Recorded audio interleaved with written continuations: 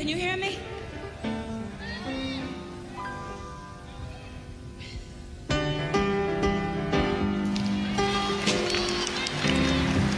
I don't want nobody. The simple thing about Aretha Franklin is she was a great singer, a singer who could do anything.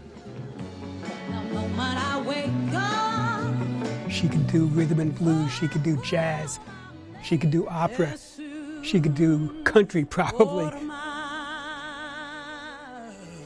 They started calling her the Queen of Soul in the 60s when she was, barely in her 20s, and nobody argued.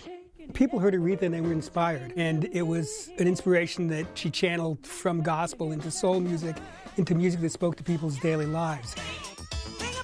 So there were songs like Think, which is a warning shot across a relationship. It's one of the few songs she wrote, and it's one of her strongest messages.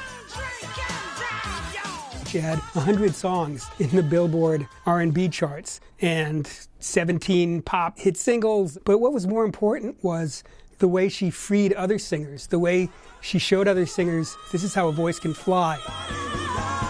When you can hear Aretha Franklin in Whitney Houston, you can hear Aretha Franklin in Chaka Khan, you can hear Aretha Franklin in men too, Luther Vandross. I mean, you can hear Aretha Franklin just across R&B and across American music.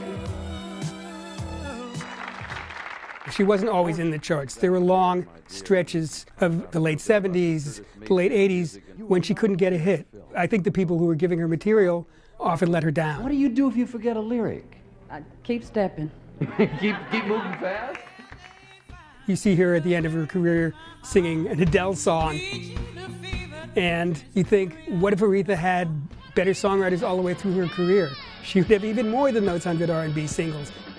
Respect was first recorded by Otis Redding, and for Otis Redding it was, come on, when I get home, baby, be nice to me, I worked. When Aretha gets it as a woman and turns it around, it's about much more than that. It's about respect for her as a woman, it's about respect for her as a person, it's about respect for her as a breadwinner in the song, but it's also about sexual respect and physical respect. It's everything. Anywhere I've gone in the world, people love that song.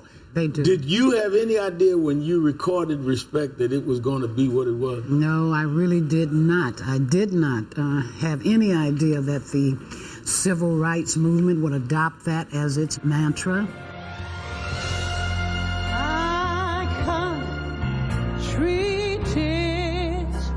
Her father had been involved in the civil rights struggle. She was close to Martin Luther King. She was involved back in the 60s.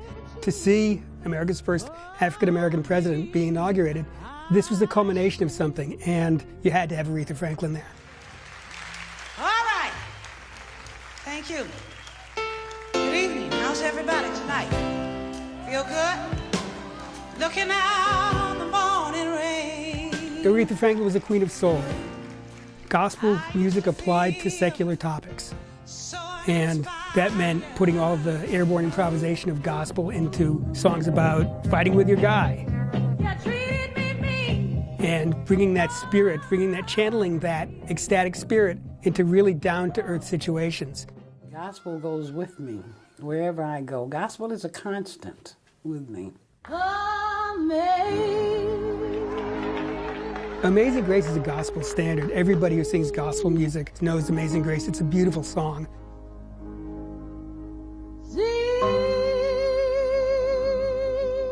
And when you hear Aretha Franklin sing that song, it's just transcendent. Amazing grace.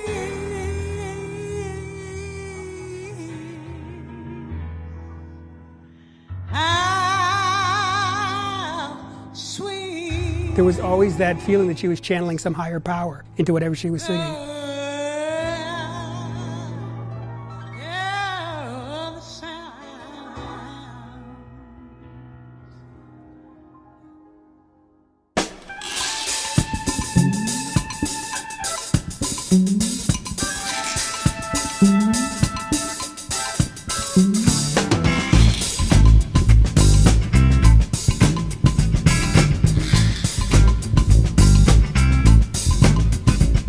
Rock